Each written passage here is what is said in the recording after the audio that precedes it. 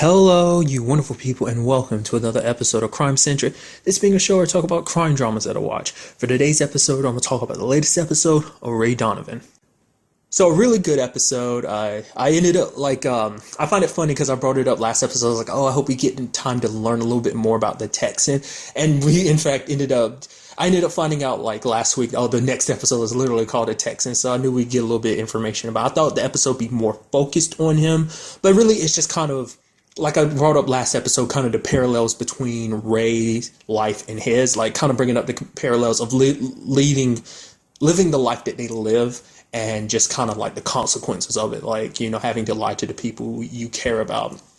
Because essentially, the Texan told him a little bit more about his backstory. The fact is, he met up with Ezra, came back from the Vietnam War.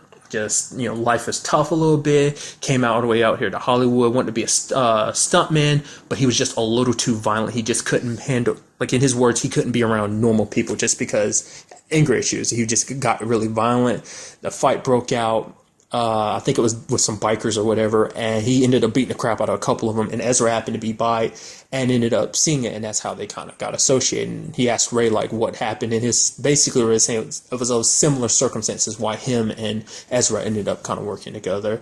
And essentially it led to him basically saying that you live this life doing what he's done. To bring it up, the fact is that, Ray was kind of kept from the darker side, the kind of darker jobs that he did for Ezra, and saying you do it long enough, all there is for you is the blood and money at the end of it all. That's all you're really left with in your later years. Like I said, I brought up the comparison. It's that's why Ray didn't just outright kill him last episode. I mean, probably just because he's not trying to kill people anymore. But plus the fact of the matter is he looked at the Texan, he saw too much of himself, a possible future if he kept living the life he lived. And that was kind of a constant parallel in this episode. It's just because you see him, the Texan brings up the fact is that he has his daughter, and his daughter doesn't know about what he does, and he wants to keep it that way. And you see, Ray having that situation with Connor, because Connor wants to be like Ray. He's you're cool, everyone respects you, everyone loves you, you do what you do, and people love you for it, everyone in Hollywood does. And he's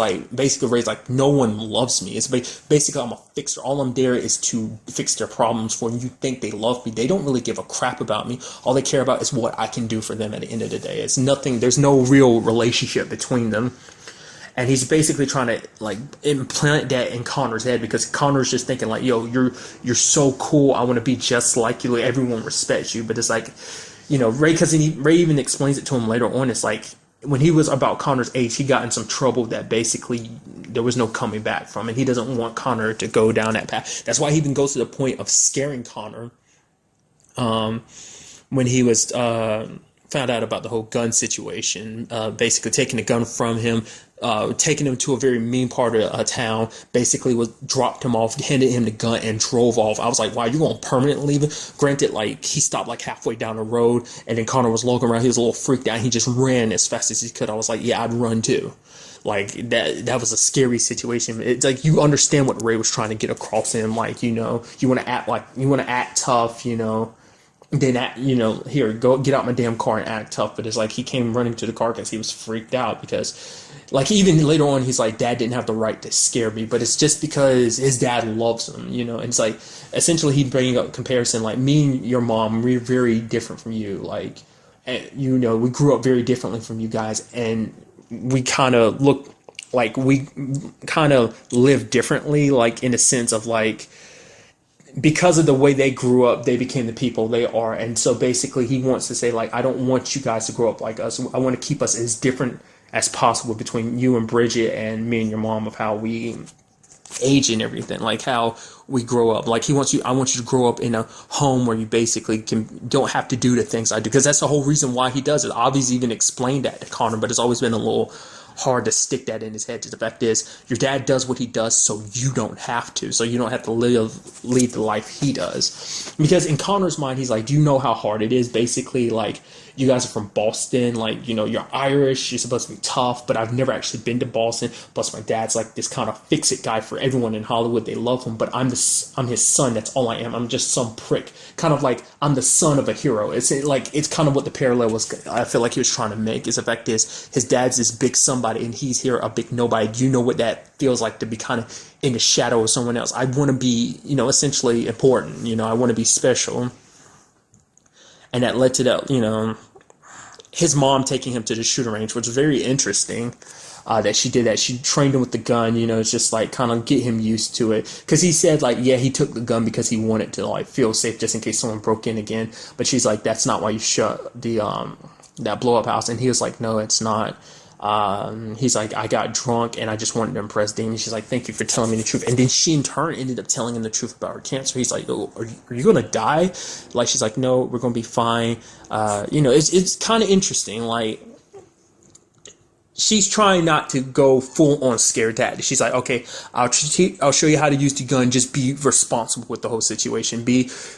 Show me that you can handle it and treat it not as a toy like you were before, but as an object that, if you're not careful, can kill someone. Because that's the thing. Like, legitimately, if he wasn't careful, he could have easily killed someone. Luckily, he just ended up shooting at that bouncy house or whatever. So, I mean, because it's kind of sad because the situation turned into that. Because at the beginning, it's just him and, like, he's playing that Just Dance game, and then Ray joins in and his mom joins in. It's like so much fun. It's just like, oh man, the family's together having fun, and then it just gets revealed about the whole gun situation. So, just that parallel of, like, because the Texan's daughter had no idea what he did, and he wanted it to stay that way. But it's like his family, pretty much at this point has a pretty big picture idea of, like, a big picture idea of what he does. They know exactly what he does, like that he's a fixer. And so Ray just doesn't want the same life as the Texan. And what I really thought was very interesting was at the end of the episode when he's going through Ezra's files. Now, I chalked that up to basically he was going to get rid of those for the Texan, because he ends up going back to the hospital to visit the Texan. And I can only assume he's doing that because he's like, okay, you won't ever have to worry about someone digging this up and revealing it to your little girl. I mean, well, not little girl, because she's like a grown woman, but no one has to, your daughter will never have to find out about, like, this side of you, because he got all those files. Like, he took a whole bunch of stuff out of there. Now, I'm interpreting it as, like, okay, I'm doing a favor for the Texan, because, like, I know that situation of, like, doing everything, all this bad crap for the sake of your children, because that's why he does what he does.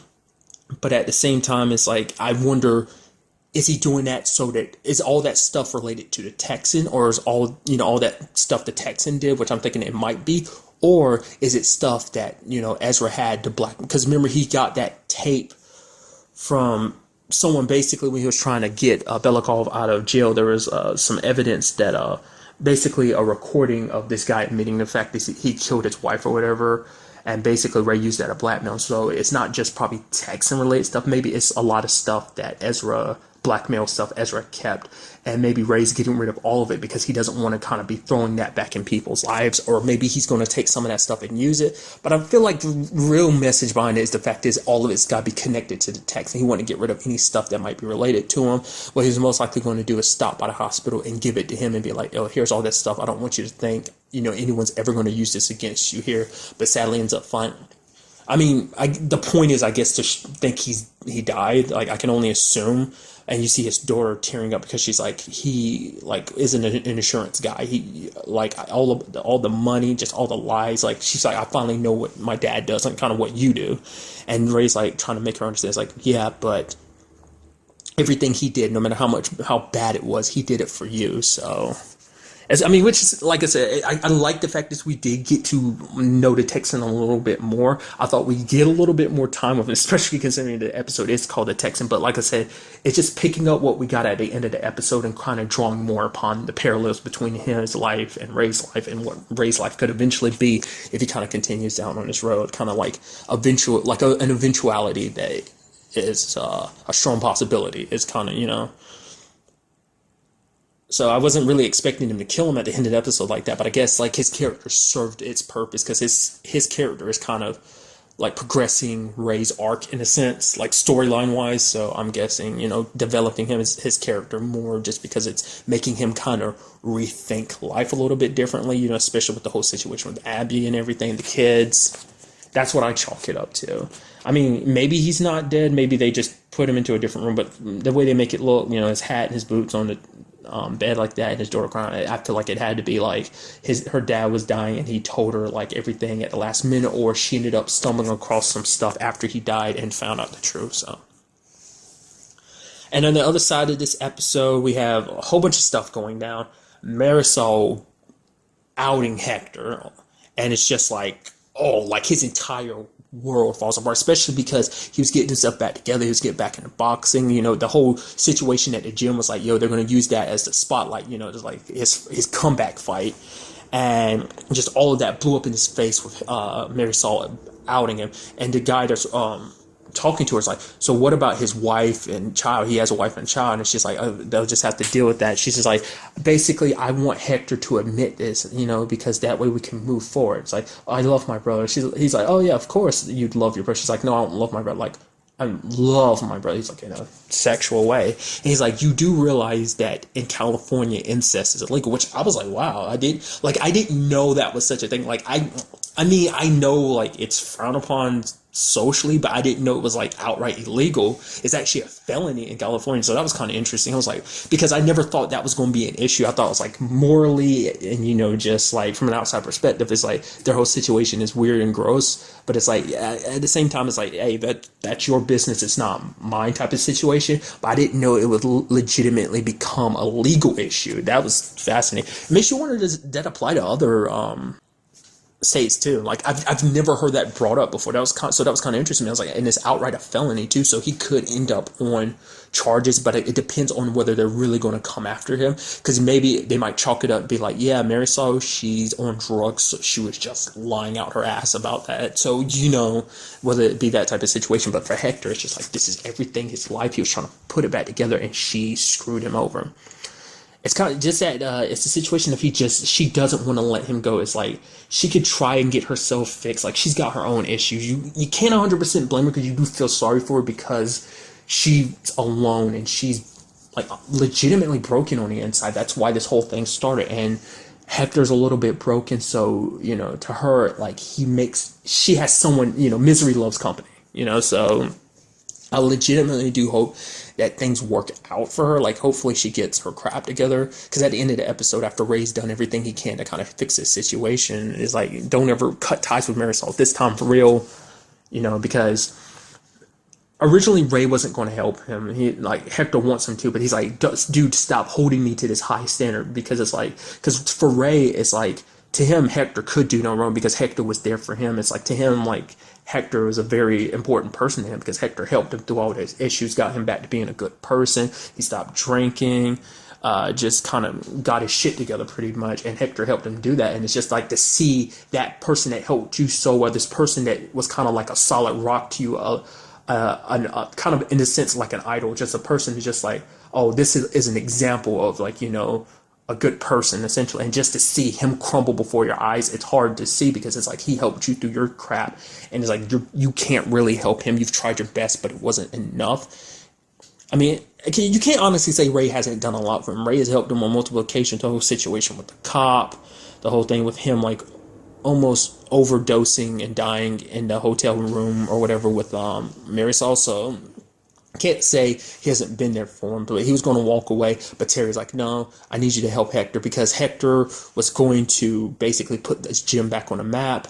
But the fact of the matter is, now that this whole thing about him and his sister got out, it's like, the whole deal is going completely. And for Terry, to him, it's basically a legacy. He's like, I don't have much time left in this world, so I want to take this opportunity, leave something behind, do some good with it. Like, example, Damien.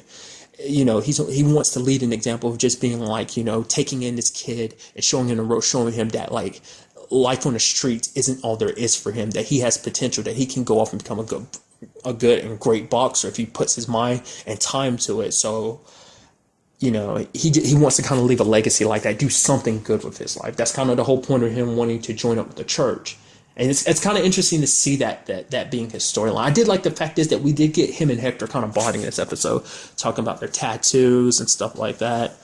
And the fact is that he was, trying to help Hector kind of move past his crap, basically saying, like, basically your people setting up your fights, they haven't been helping you. They've been basically making you fight losers. Yeah, some of them are tough and whatnot, but they're not like real, like they're not been putting you up against real competition essentially, and just like, okay, they're getting up there, getting drunk and working out a little bit, and Ray's like, make Terry your trainer, like, he can, because Terry knows what he's doing, like he can help, Hector take his game to another level, kind of get back to being the champ, holding the mantle of champ like he deserves, like, being the champ he can be, essentially, because that was the issue with his last fight. The reason why he went down is just because he was so in his own head about the whole Marisol situation.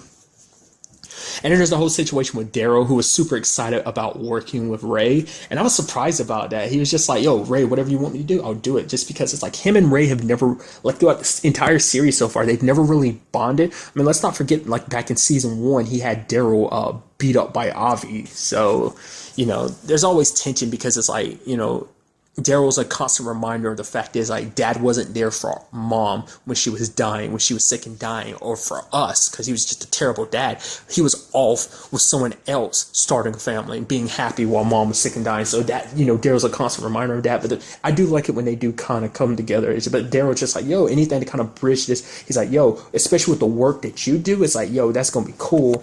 Basically, I didn't know what he was going to do. He was getting all buddy-buddy with the guy that basically replaced Hector in the lineup of, like, the fight. And then beat him up with a brass knuckle. Not beat him up. I thought he was going to, like, severely beat him up, but he only punched him with the brass knuckle enough to kind of damage one of his eyes, making it impossible for him to fight. So, granted, I get the feeling that story's going to go somewhere else, because let's not forget, he's seen his face. He doesn't know Daryl's real name because Daryl said, like, oh, my name's Frank Guinness. It's like, did you have to go like that? You should have thought ahead of time, like a fake name. But it's like, I guess. But I feel like eventually him and Daryl are going to cross paths again, and that's not going to be pretty. So because he saw Daryl's face, because Daryl was like, oh, it's not like he did it from behind. It's like, no, he was basically like, he knew it was Daryl who attacked him. So it's, I just know that's going to turn into something much later on. And something that was kind of floating in my mind I'll talk about really quickly. The fact of the matter is Connor's learning how to shoot. I feel like that is going to come into play later on. The fact is his mom's teaching him how to shoot. It's like, yo, when the time comes, there's going to be a situation. Because this whole like situation with Sonya and the Russians, that it's going to turn ugly. And it's going to be up to him to, maybe there's going to be a point where he's going to have to protect the family and ends up, killing a guy kind of like Abby did. So that was just kind of in the back of my mind. I felt like just kind of expressing that really quickly. And at the same time, in this episode, we also had Mickey like finally getting released, and it was so interesting seeing Ray like actually legitimately happy to see him. He's like, yo, let's go get breakfast. You can almost see Mickey like, what the fuck is going on? Like, you want to have breakfast with me? He's like, yo, what do I owe you? And he's like, Mickey, you don't owe me nothing. If you want to, if you need a place to stay. He's like, no, I can't stay, put you out. Basically, I can't stay around you. I got my own crap, and it's like I don't want it to kind of meddle with the family. Especially because Abby's sick. He didn't outright say that, but I'm sure that's one of the reasons. And it was just so interesting. Ray's giving him money, like, yo, just get stuff back in order. It's so fascinating to see that relationship as it is, because it's like you started off hating each other. Now you bent over backwards to make sure your dad got out of the situation because you felt bad, because it's like he legitimately did a good thing.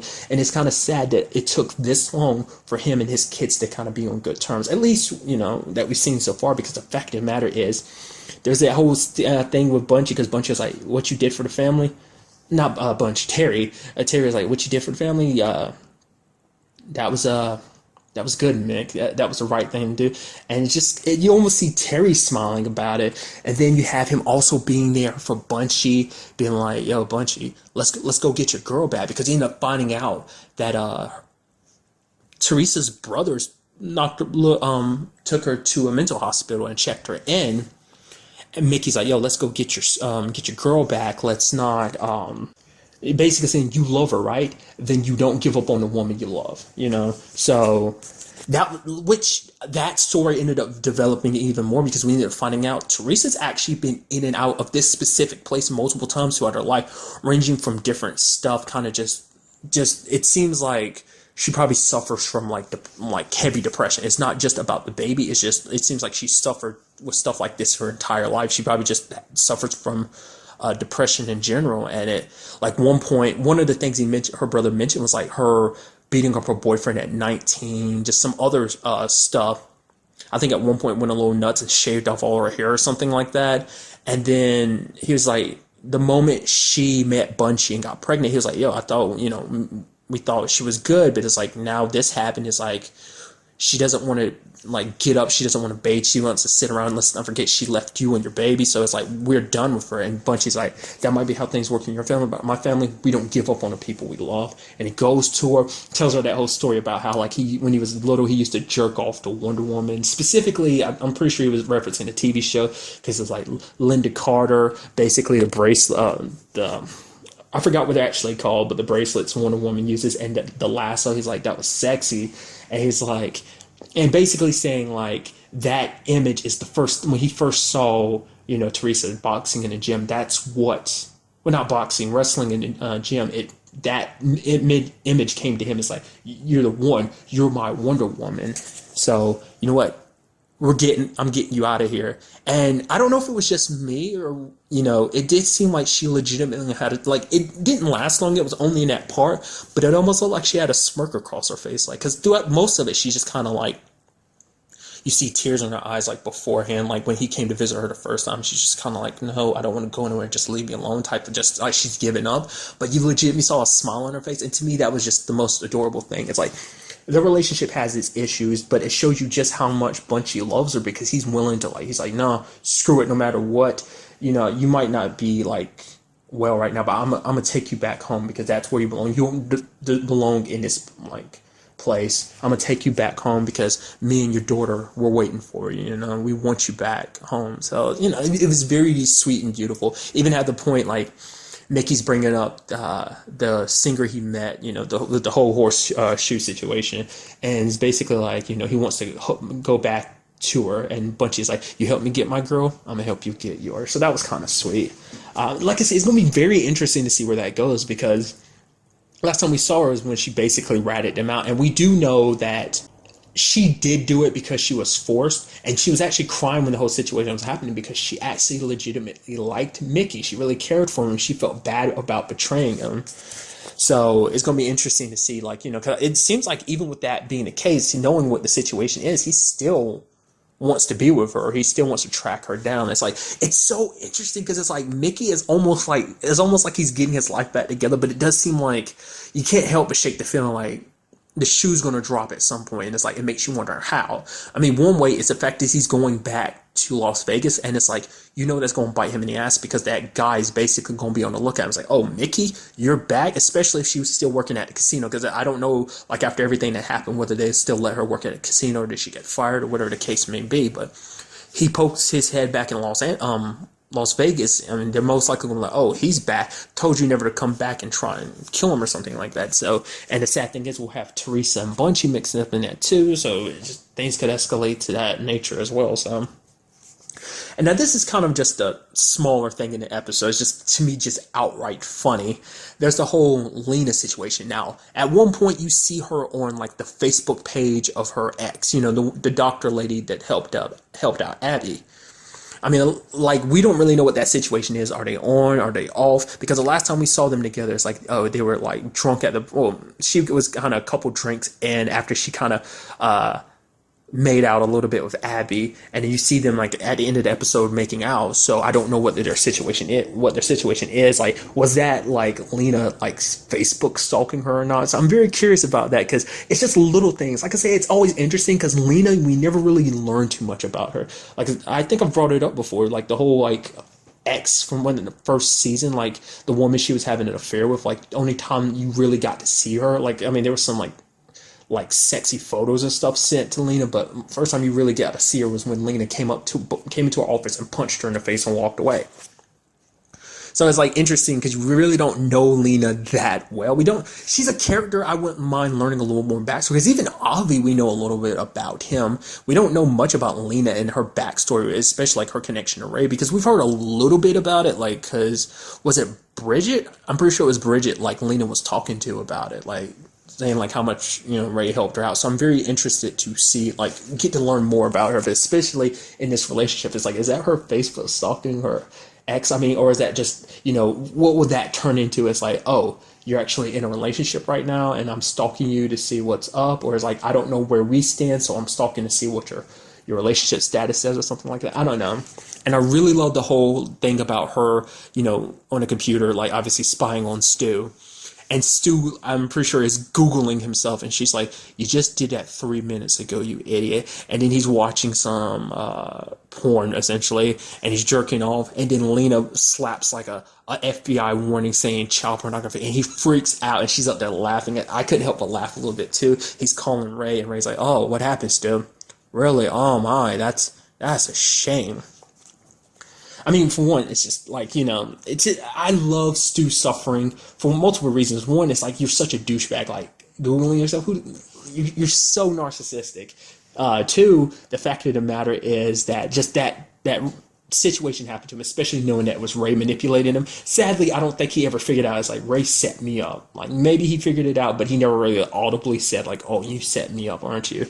So I thought that was kind of interesting. I like the part he played in this episode, so that was kind of cool.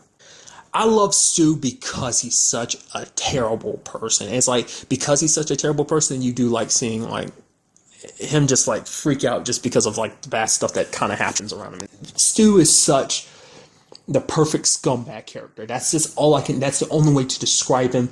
You hate him because he's so disgustingly scummy, but at the same time you like him for it, because it's like, hey, I mean, if you met someone in real life like that, you'd be like, I downright hate them, but because he's a fictional character, you can like him. It's okay.